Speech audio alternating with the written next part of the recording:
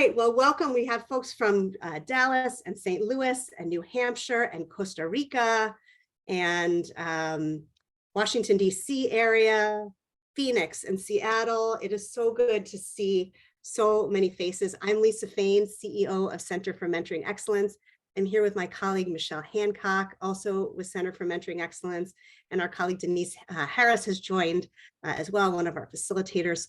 So happy to see so many faces and so many names and some returns. So gives us great confidence that we hope we're offering you some value in these thought leader conversations. And we know that today is going to be no exception.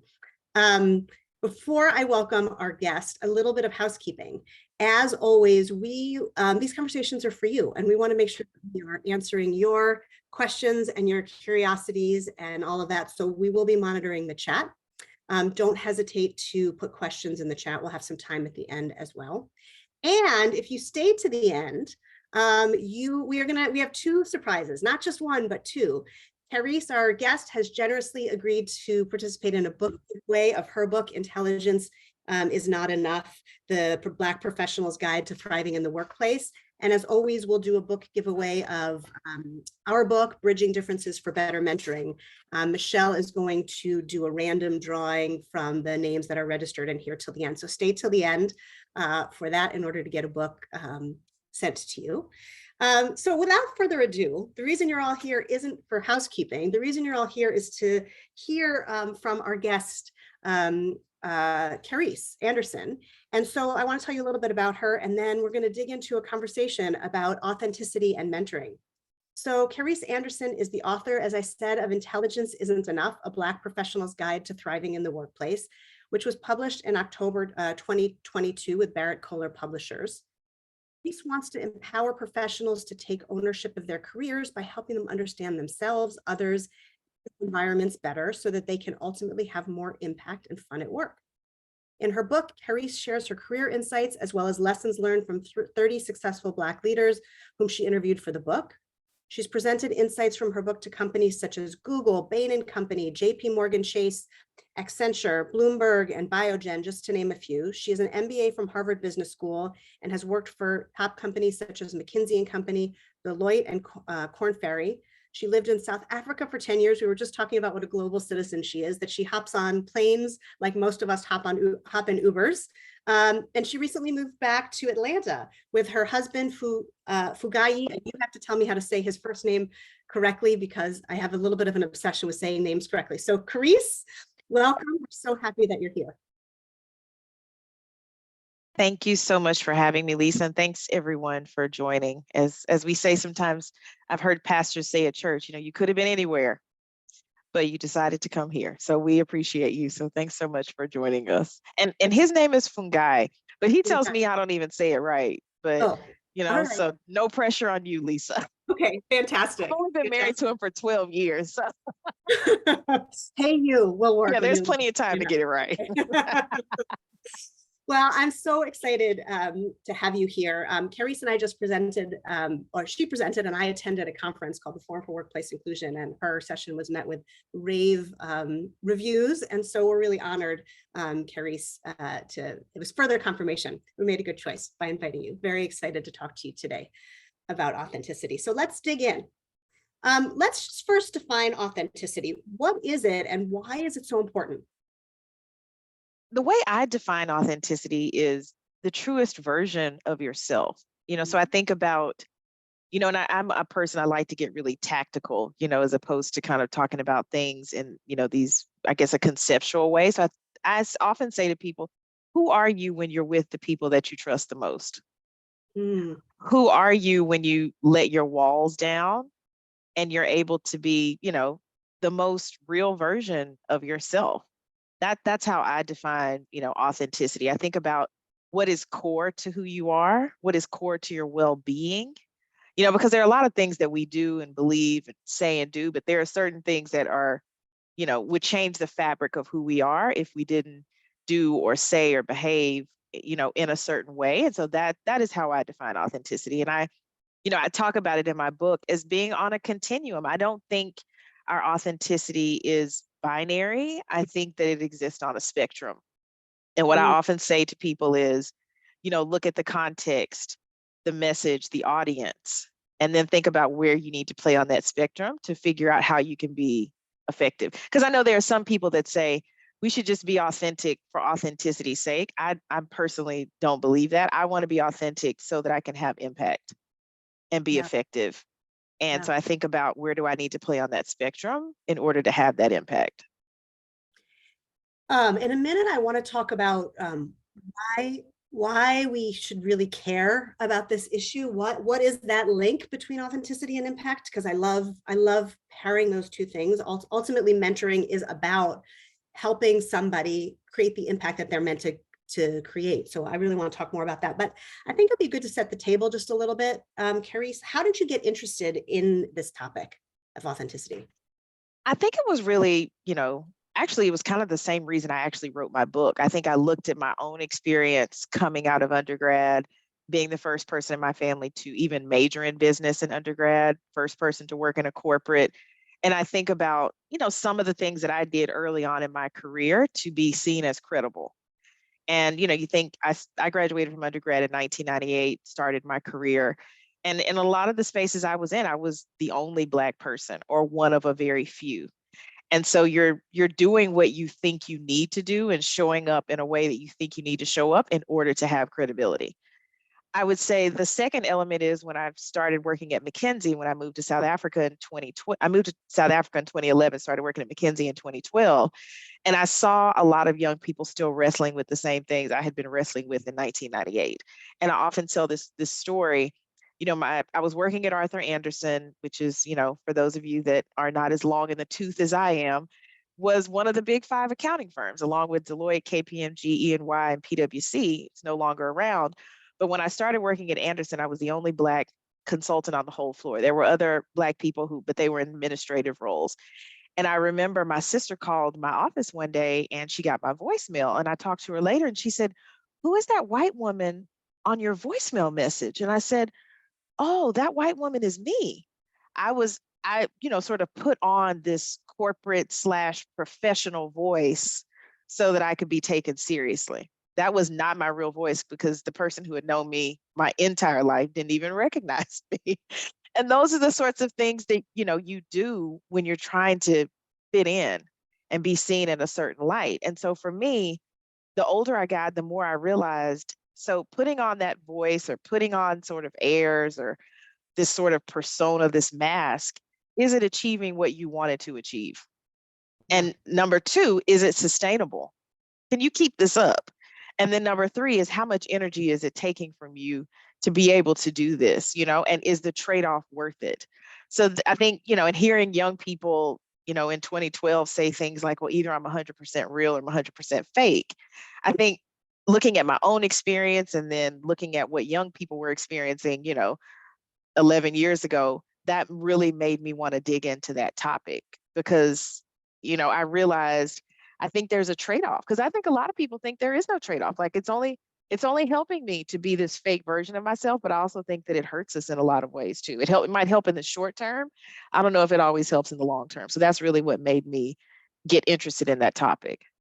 Yeah, I love that. Let's just talk about that. Like in terms of it hurting, what you talked already about, this link between authenticity and impact. Talk a little bit more about the relationship between those two and how one affects the other. Well, I definitely think, when you put on that mask and you try to be what people want you to be, because I've heard, especially a lot of people of color, other underrepresented groups, we talk about having the wall up between, I have a personal version of myself and I have a professional version.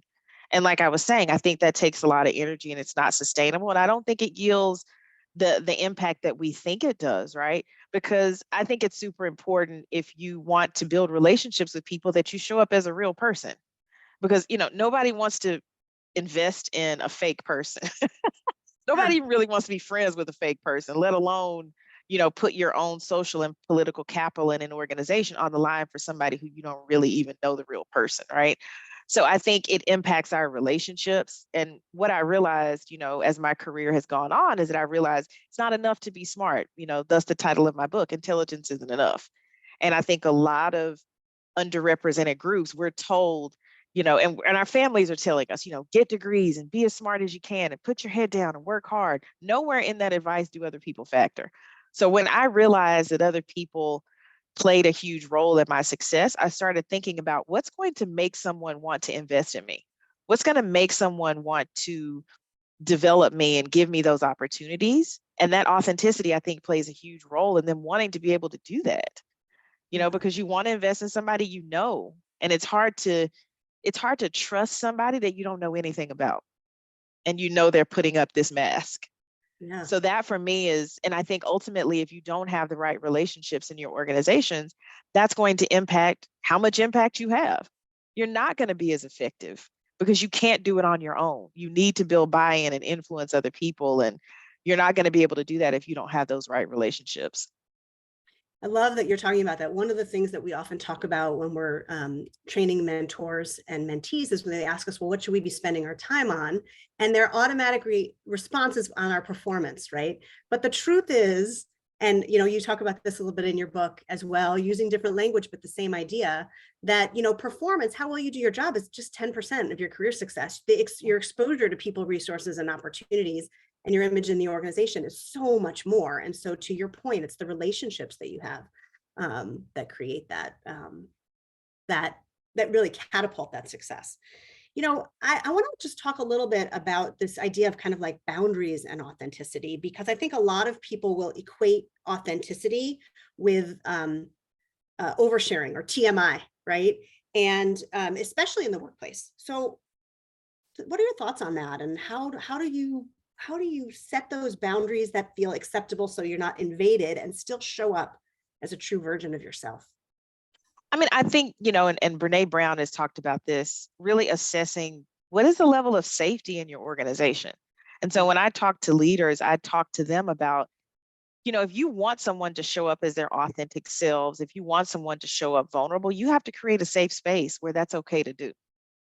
And I think, you have to decide, is this a safe enough space to be able to do that?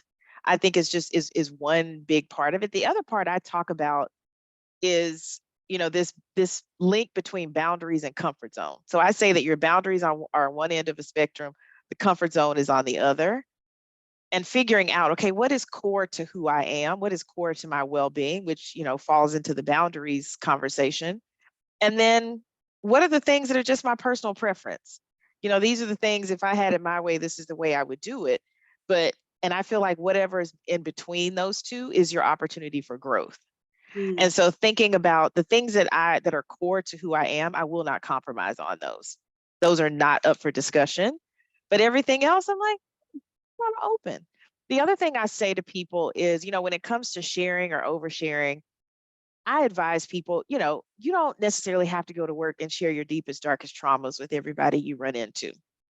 But I also think people have to know something about you in order to trust you. And so if you're not sharing anything, it's really hard for people to trust you and to want to work with you, to want to build that relationship, to invest in you, to give you that cover, to put their own names and necks on the line for you. It's like nobody's going to do that for a stranger. I don't care who you are, right? You got to know something about a person. So you figuring out what is it that I'm willing to share, that I'm comfortable sharing in this space, that gives people a bit of a window into who I am and my personality and my background and where I come from. So I think it's just, and sometimes you might, step over the line and do a little too much. You need to reel it back. Like I definitely think there's a little bit of trial and error in terms of figuring out what can you share versus what the things that people are not ready to hear. But I think we have to, open up a little bit. Because one of the things I've shared, I've spoken to audiences in the US and Africa and even Europe. And one of the things that I've said to especially a lot of Black professionals in all those different geographies that a lot of us have heard is those people at work are not your friend. Don't tell them your business. They're going to use that against you at some point. So you go to work, put your head down and work hard. And I think some of that advice makes us put the wall up and we're not open to sort of sharing bits and pieces of ourselves. And so I advise people, I'm like I said, you don't have to go to work and tell your coworker what you would tell your therapist, but find something to try to connect with people on. because it's super important, I think, in terms of building that relationship. That vulnerability is really, I mean, it is a leap of faith, right? And it's how we kind of test our relationships, and we determine whether these are relationships that we want to invest in as well. Brene Brown also talks about a vulnerability hangover, right? And, sometimes you have that sharing, you're out of your comfort zone, but you learn a lot about the person that you are and what's important to you, and also the person that you shared with. That vulnerability hangover, right? Do you need an aspirin and getting out of that relationship altogether? Or Yeah. do you, was the reaction such that you feel like you can continue to share? I'm curious about what you think needs to be present in order to create that safety to share in a relationship, because you also don't want to show up and feel like it's going to be a minefield. Yeah, absolutely. I mean, I have a business school professor who says, her name is Frances Fry. She says that a leader has two responsibilities. Number one, show up as your authentic self. And number two, create the space for other people to show up as their authentic selves. And so I think, a leader has to know themselves and do their own personal work and show up in their own authenticity. Because I think when you have leaders who role model that, it gives you permission to be able to do the same. So that for me is number one. I think in doing that personal work, understanding that we all operate from certain filters and that other people do have other experiences that are different than ours, and we need to be open to those and not come from like a defensive place or, a justification place. We just need to be open and listen. You know what I mean? And think about, and I guess try to put ourselves in the shoes of other people, as opposed to, I think, sometimes getting defensive, and saying, well, I don't want you to take it the wrong way, or I'm not that way, right? Just listening, I think, is super important. And being honest about, that's not my experience. I don't necessarily understand that experience, but I respect that it's yours and I'm willing to hear more. I think that for me is what people are expecting, because, no person can have every experience. And we all, and I know the word privilege is such a charged word, but we all have different kinds of privilege. If you think about it, it's like, what are the characteristics of who you are that have not made your life harder? The fact that I do not have a disability, either invisible or visible, that has made my life easier. You know what I mean? And I acknowledge that. And so I need to think about, how do I open up the space to hear different experiences? Because I don't have every one of them, right? And I think those are the kinds of things that create that openness for people to be able to share. What's the behavior? What's the behavior that's the signal for that openness? Or maybe it's not the question, but what's a behavior that's that open? I think it's curiosity, number one, asking questions and really actually listening. Because sometimes, we ask questions and we're not really interested in the answer. So I think for me, that's the first sign. I also think, it's not expecting some person to do the work for you. There's so many resources out here for us to learn about other kinds of people and learn about other folks' lived experiences. So I think availing myself of that is another sign for me that people are really open to learning, because they're willing to do the work. And I think just in those moments, sharing your own experiences that might mirror that person's, right? It may not be identical, but you demonstrating that vulnerability and talking about the things that you've struggled with and the mistakes that you've made and the challenges you've had, I think is also helpful, to help people want to be able to open up and share themselves when they know that you're willing to do the same. I mean, I often tell this story, and I tell this in my book. When I worked at Deloitte, I got paired with an older, more senior white woman. And I remember thinking, I was in my 20s. I'm thinking, oh, what am I going to talk to this older white woman about? She's really senior. Like I just didn't see a lot of commonalities between the two of us. And Deloitte was really smart about it. They sent like a list of questions, the same questions, to both of us to answer before our first conversation. And, it was questions asking us about personal failures and mistakes. And she came and she was so open in her answers. And that made me, first of all, it humanized her, because I was kind of looking at her at all of her demographics, right?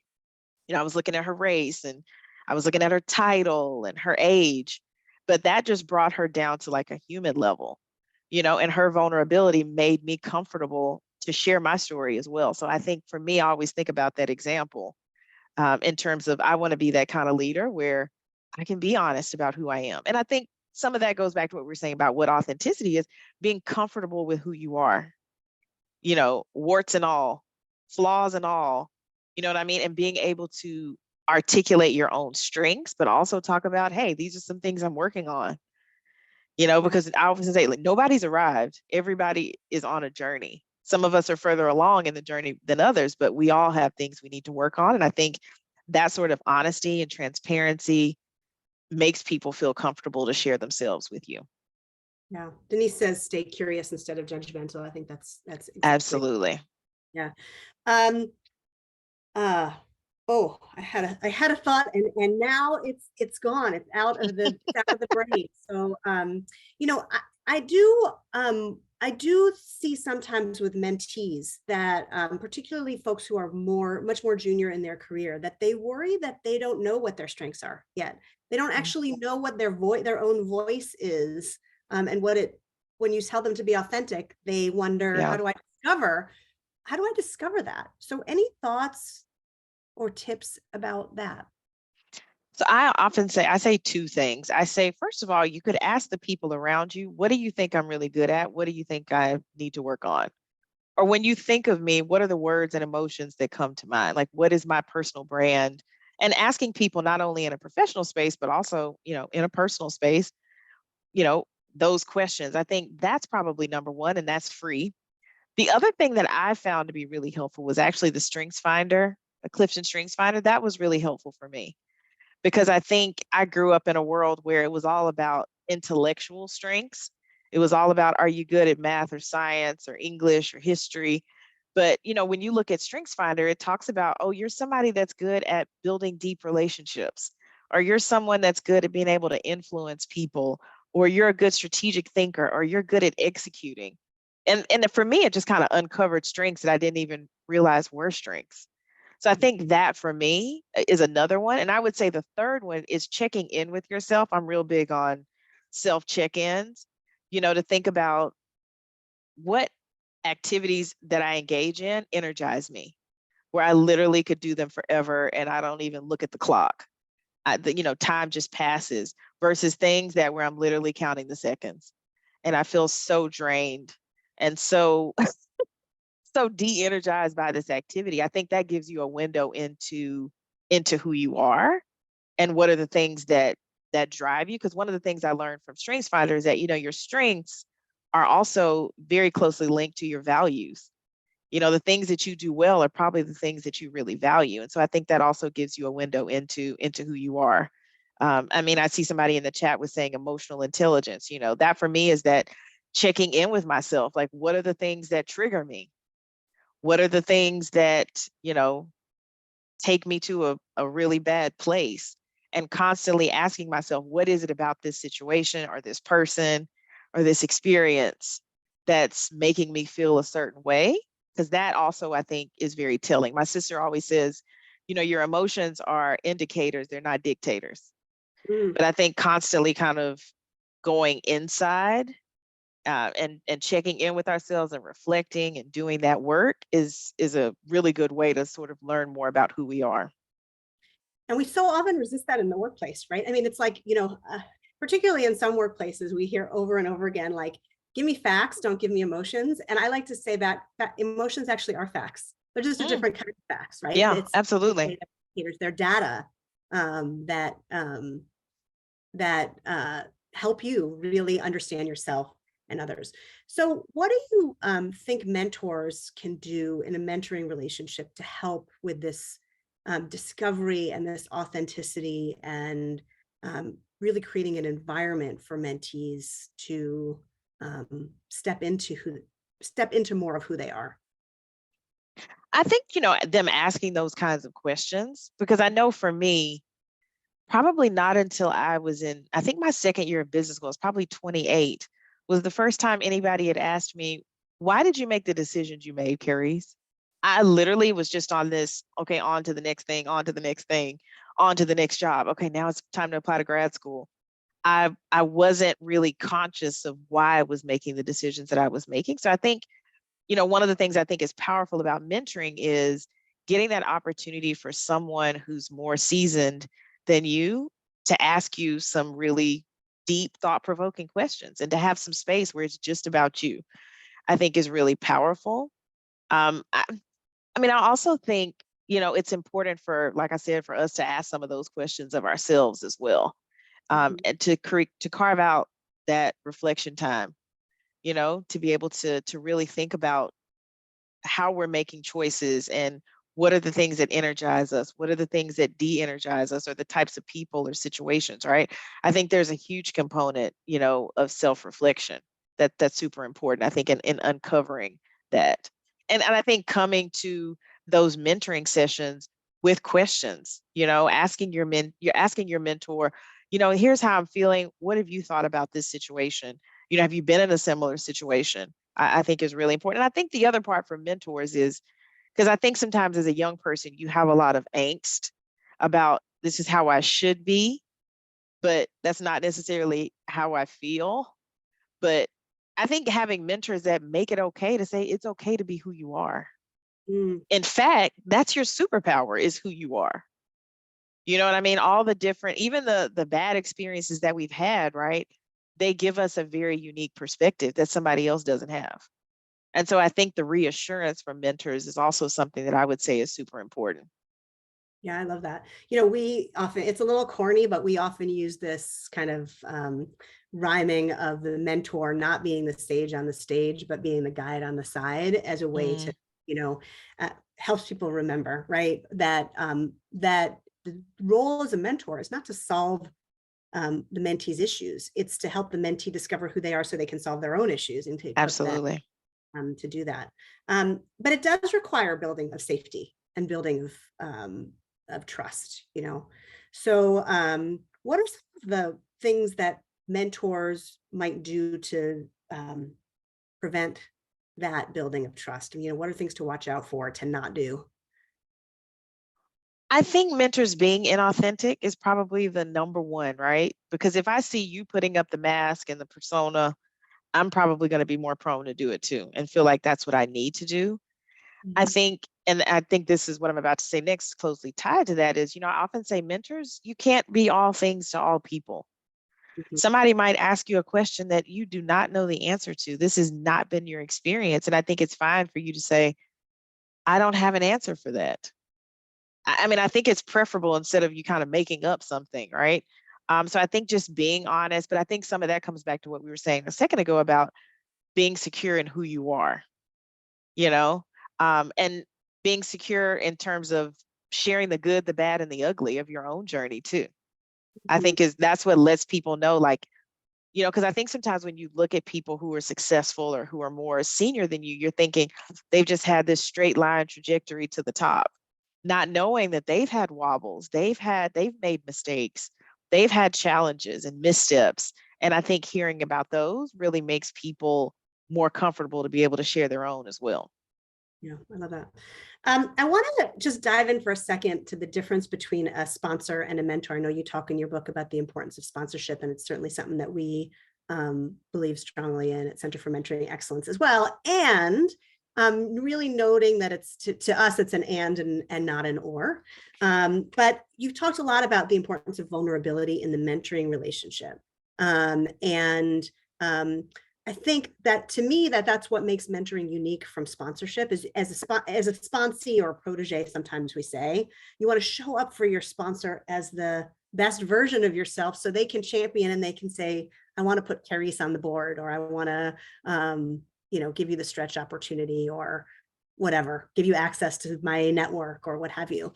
But it's a little bit different in the mentor, at least in my view, in the mentorship context. And I'm wondering if you have thoughts about this difference between a sponsor and a mentor and what the interrelationship of those two can and should be. Well, I often use this analogy. I say that a mentor is like a chicken laying an egg, and a sponsor is like a pig that gives bacon. I feel like it's a different level of commitment. The different level of commitment. The chicken can lay that egg and keep on moving, but that pig, that's done. Once that bacon has been made, right?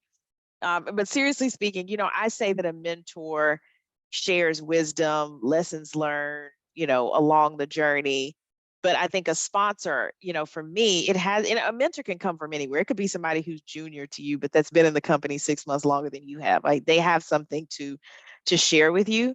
But I think a sponsor for me is somebody who's gonna put their political and social capital on the line to provide you with cover, to provide you, and advocate for you to get that bonus, that raise, that step up opportunity, that promotion.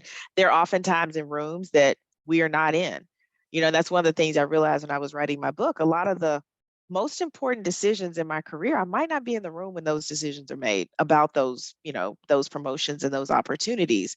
And so you want somebody in the room that knows, likes, and trusts you to be able to be comfortable advocating for you and saying, not only do I want Felix to get this opportunity, but I'm going to provide the cover for him so that if and when he messes up, I'm there to catch him. I'm that safety net.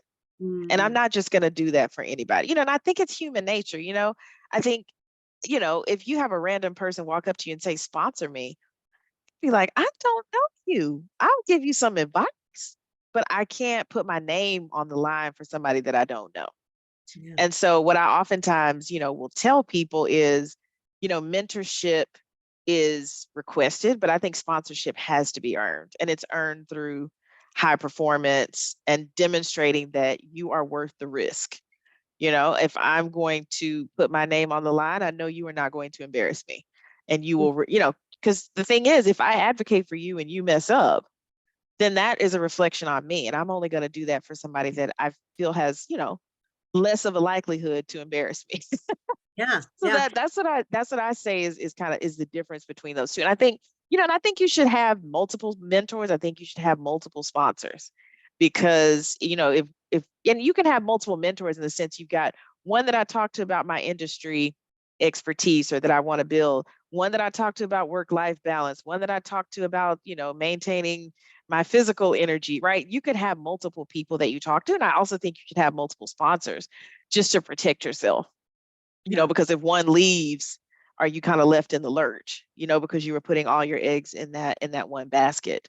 But, now often when I talk, especially about underrepresented groups, I think sponsorship is probably the number one thing that I think we're missing. I think underrepresented groups are over mentored and under sponsored, because so many of us I hear talk about mentors, but I don't hear as many of us talking about sponsors. And I think it's one of the things that I think could take, our performance and our advancement to the next level, is having more sponsors. And I think it's the difference, because you'll see people, and we've all seen people who are not as bright as us advance, and you're looking at them like, now how did he get that job?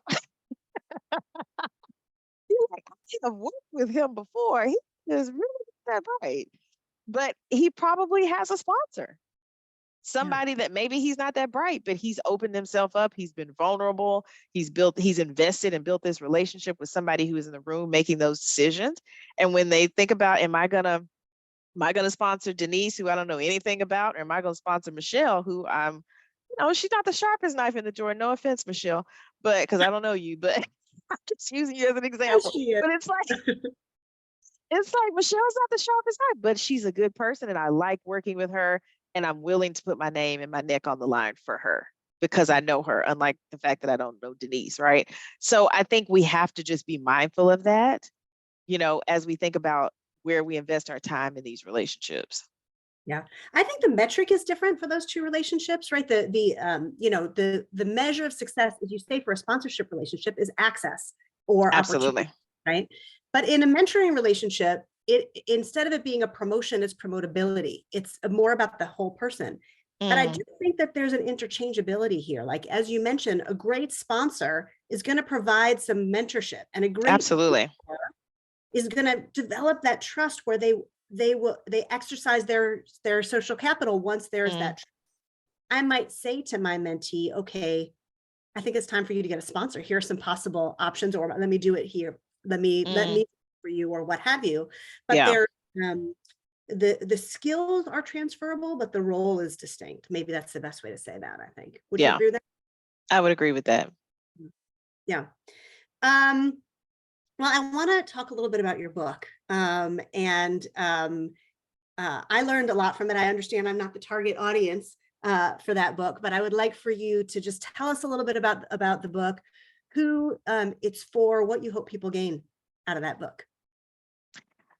The framework for my book is know yourself, know others, know your environment, integrate the knowledge of those three to build a personal brand and a communication style that allows you to have maximum impact.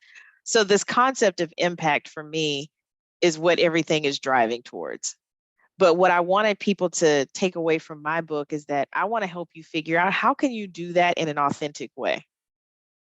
So there are certain topics I just don't talk about in my book. Oftentimes, people of color, we talk about code switching and changing our voice to sound a certain way so we can seem more credible. I don't really talk about those things because I want people to feel like it's not about code switching, but maybe it's about the continuum of authenticity and thinking about where you're playing on that spectrum, depending on the audience, the context, and the message that you're trying to get across.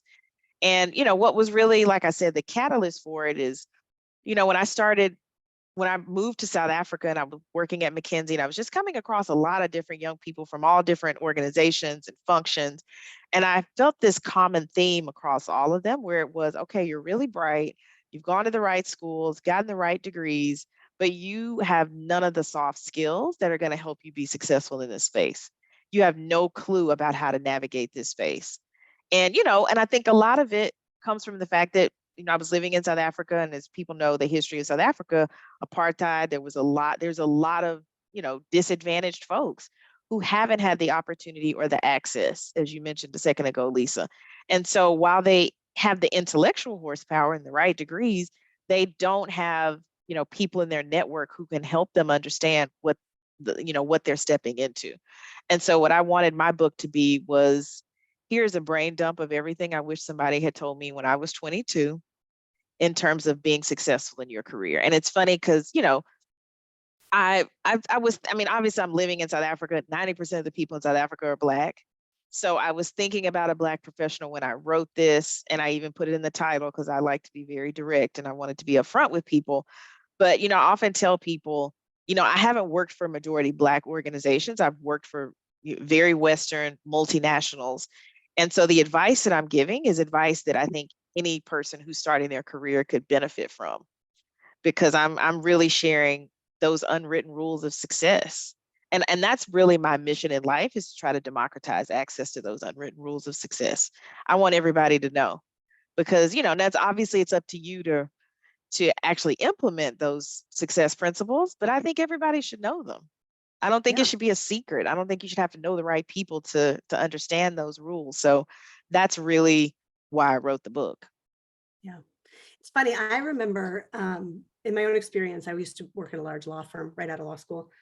And at the time, there were very, very few women in the senior partner role. It's actually changed quite a bit then. I'm not saying it's perfect, but it's better.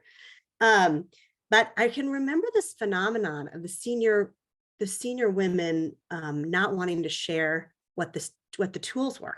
I wish that I had a book like this is enough, because the philosophy was, look, we got successful because we had to figure it out for ourselves and claw our way up. So you should too. And I remember thinking, I don't know why that doesn't sit right with me, because I'm just fresh out of law school, but something about that seems wrong.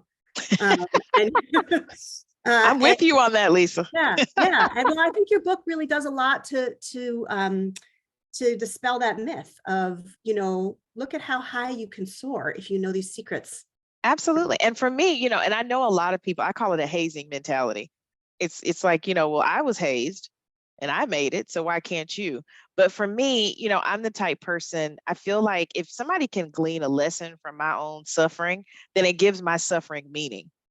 You know what I mean? And anybody who's read the first page of my book, I talked about my first job out of undergrad. I was so miserable, I wanted to get into a car accident. And I didn't want to die. I just wanted to break my right arm so I couldn't type or write. I just needed a break, right? And I don't want anybody else to ever feel that way. And so if I can share my story, then it gives the pain, the frustration, the disappointment that I felt, it gives it meaning. And it helps every generation, I feel like, go to the next level, right? Because if, the next generation can start at a level 20, and then the next one after that can start at a level 40, we can actually make a lot of progress.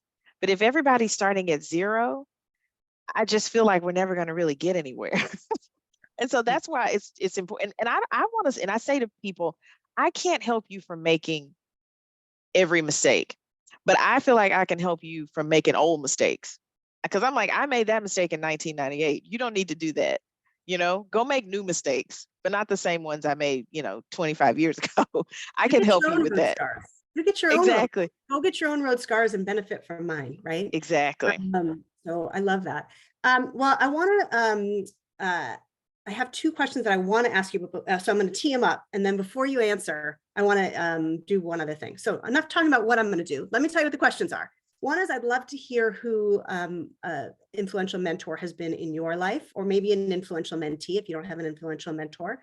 And then I want to really give you an opportunity to talk about what you're working on now, Carice, and how people can get in touch with you. Before we do that, we do have time for questions, and we still have a book giveaway to do. So I'm going to do the first of the book giveaways, but for the second book giveaway, you got to stick around to hear Carice's answers. So the first winner is Rose Abdelnour. If you would message just to hosts and panelists, so the whole world doesn't have your address, just message your address to hosts and panelists, and we'll make sure to get you a copy of my book, Bridging Differences for Better Mentoring. The big winner of Carice's book will be announced after I give Carice a chance to share who an influential mentor has been and how to get what you've been working on these days. Carice? So I will talk about the mentors first. I'm going to name 3 of them. I'm going to cheat, Lisa. I hope you weren't expecting one. I'll give you 3. When I worked at Fulton County Schools, I was a director of continuous improvement, and I reported to the deputy superintendent. Her name is Martha Greenway. She was just one of the first women that I saw that had a family and was juggling that and being really excellent at her job.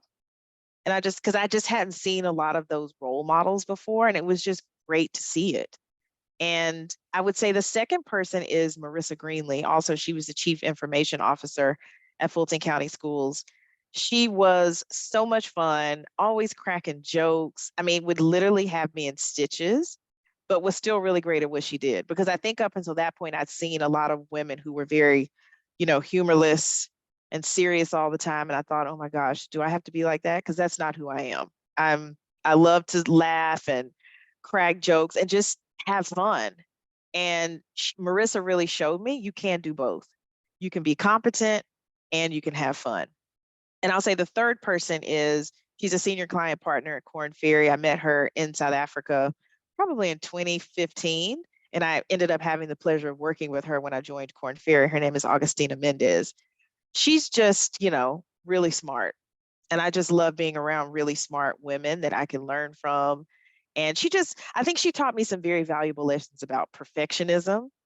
And I'll tell you guys really quickly, I'm a bit of a perfectionist. And one of the lessons she taught me was, Carice, if you've read a document twice, maybe even 3 times, what is the additional value that you're going to add by reading that 4th or 5th time? Is it going to change? If you find some error in there that's minute, was it worth the time that you spent on it? Could you have spent that time somewhere else? And when you're thinking about it from the perspective of the person consuming that deliverable as opposed to yourself, is it really going to impact how they look at that document? Probably not, because you would have caught those mistakes the first 2 or 3 times. And so for me, I think about that lesson all the time. And, I actually had brunch with her when I was in South Africa in January. So I'm just glad we've stayed in touch. But those are the 3 that I would say are 3 of the mentors that I have that I still keep in touch with, and that, I'm just super glad I had their support and that I was able to learn from them. I love it. It's so important to be able to articulate what you take away from a mentoring relationship. And it's great feedback for the mentors as well. Okay, so tell us what you're working on now. I am working on marketing this book, Lisa. All right. I am trying to get these books into the hands of as many people as I can. One thing I don't think was mentioned in my bio was that I originally published my book in South Africa. I had a book publishing deal there. So my book has been out in South Africa since January 2021 with a different publisher. And then it was republished with Barrett Kohler in October of last year. So in my mind, you have to market a book for a whole year. So I am still on the marketing circuit right now. So that's what I'm focused on. Just a year? If you Just, just a year, I then know. good I shape, know. right? At Yeah, least the hardcore. I feel like you're constantly having to push it. So, but yeah. yeah, The- yeah. Excellent. I love it. I love it. Well, Michelle's going to share in the chat your link to your website for people who want to learn more. Awesome. Thank you. And in the spirit of putting more of your books in their hands. Let's see, Mark Carter. Hi, Mark. Nice to see your name. You are the winner of Carice's book. If you, we actually may have your address, but just to be safe, if you would message hosts and panelists with your address, we'll make sure that Carice gets that and a book goes out to you. And Rosa, I think I said Rose, I think it's Rosa. If you are still on the call and want to message with your address, we will send you a copy of Bridging Differences for Better Mentoring. I just want to see if there's any comments, thoughts, questions from the folks who are here about what you've heard today. Yeah, Denise. Yes, thank you. So first of all, it's really great to be here, and I really enjoyed the conversation. So thank you so very much to both Lisa and Carice.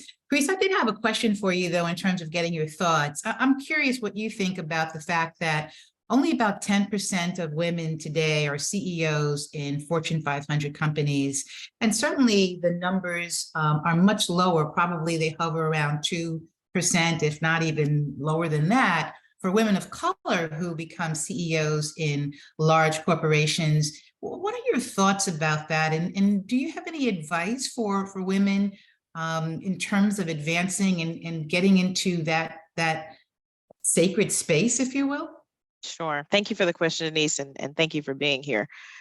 I think the thing that keeps coming up for me is the sponsorship, and I think women, and I talk about this concept in my book. I call it working in your career versus working on your career. So working in your career is, I'm doing my job every day and I'm doing it at an excellent level, which I think is important. Working on my career is taking a step back and asking myself these larger strategic questions, such as, am I developing the right skills at the right time? Am I building the right relationships with the right people at the right time? Am I progressing at the level and at the pace that people would expect? And I think the other question along with that is just like, do I have sponsors? Do I have the right people? Who are the people in those rooms making the decisions about who gets promotions and step up opportunities? And what is my brand with those individuals? I think that should be one of the questions that I think sometimes we don't always ask because we're so busy just doing and doing our jobs really well. But I think we need to take that step back and evaluate, who are those sponsors? Are we getting those right opportunities? Who's getting those opportunities? What are they doing to be able to get them? And being very clear with people about our aspirations.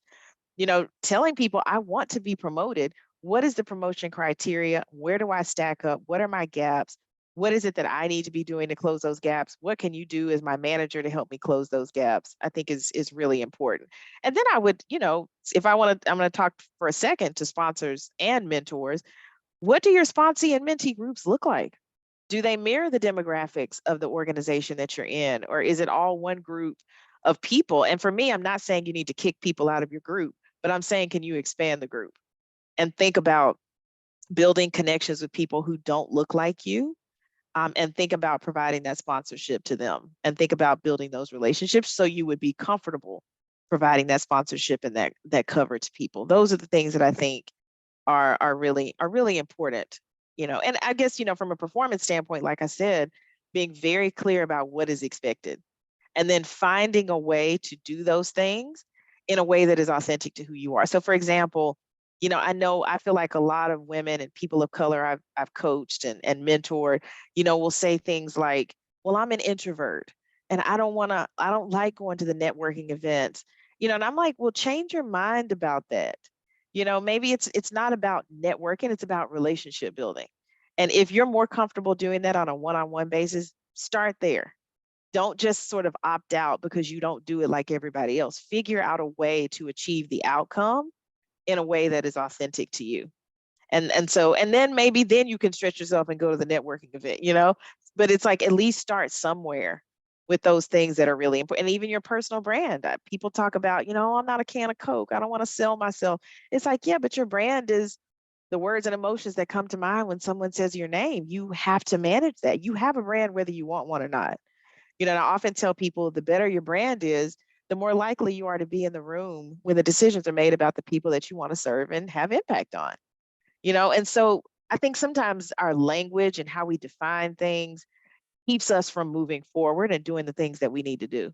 And so I think reframing is really important as well. I know I said a lot, Denise. Hopefully that answered your question somewhere in there. It did, and thank you. There was Thank a you. lot of brilliance in that, Carice. Let me tell you what came to mind as you were talking, as I was thinking about the paradox between your comment that sponsorship is earned and your guidance, although you didn't say it explicitly this way, so correct me if I misunderstood, that sometimes you have to ask for what it is that you need. Absolutely. So whereas, you don't want to come up to a stranger and say, will you sponsor me? Not the thing that I'm noticing is there's a real dearth in the workplace of an understanding of what it means to be a mentor and what it means to be a sponsor. And sometimes potential mentors or potential sponsors are waiting to be asked. And I'm not saying that's, but I think it is a reality. So to say something like, instead of will you sponsor me, of, hey, Carice, I know that so-and-so on the board of directors of this organization. I'm looking for a way in. Yeah, absolutely. Would you pave the way for me, or can you make an introduction for me? I'm not asking necessarily for capital S sponsorship, but that's what it is. True. Very fair. Yeah. Fair. And Very much so. If you don't trust me and I haven't earned it, you may not grant that request. But Sure. there is this really neat paradox, I think, that's important to think about. How do you ask and how do you earn at the same time? Yeah, absolutely. Totally agree. I love that. Any other questions?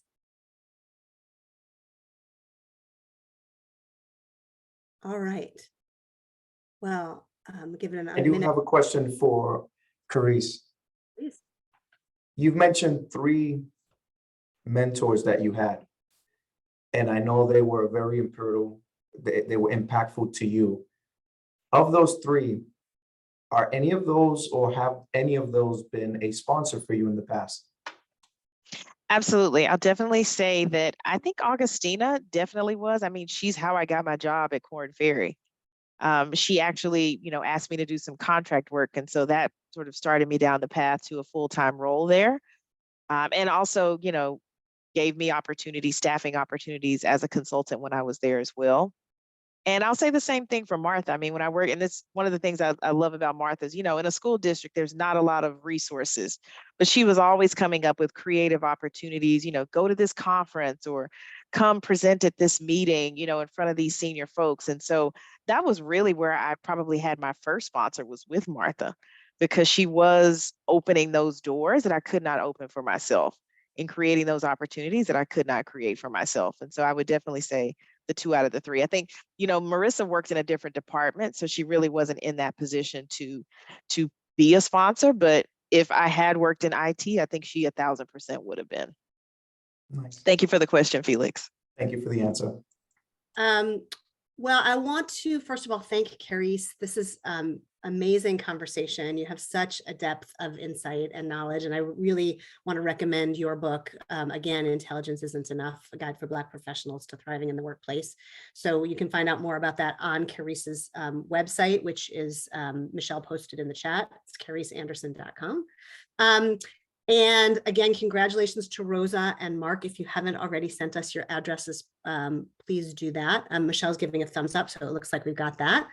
Thank you also, Carice, for doing a giveaway of your book. One thing I want to just post before we go is just information about our next session. So Michelle, if you would put those up. We've got a conversation with Susan Fowler about motivation and mentoring on Michelle sent me the dates and now I'm blanking. So she's going to have that up in just a second. I think it's May 9th. And then followed on June 6th by a conversation with Chad Littlefield about how to create authentic connections, really connecting and relating. So you'll see, again, Carice's information here. Carice, thank you so much for being with us today. I really appreciate the generosity of your time, and there's so many great nuggets. Thank you for having me, Lisa. I love the conversation. Thank you all for joining us and for your questions. And as a gift and a thank you to Carice, if you would put what your takeaway is from this conversation in the chat, that would really be terrific. I know it's always nice to hear what the impact of the things we say are. So thank you all for joining us. Share the your one takeaway in the chat before you go, and have a wonderful, wonderful afternoon.